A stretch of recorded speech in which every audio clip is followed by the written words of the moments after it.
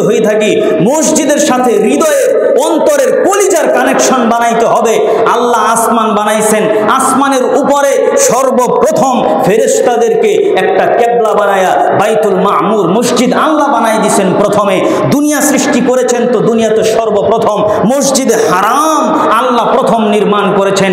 দুনিয়াতে প্রথম নবী হযরতে আদমকে দুনিয়াতে প্রথম মানুষ হিসেবে পাঠাইছেন, তাকে দিয়াও আল্লাহ ওই মসজিদে হারাম কাবা ঘরের পুনর্নির্মাণের কাজ করাইছেন।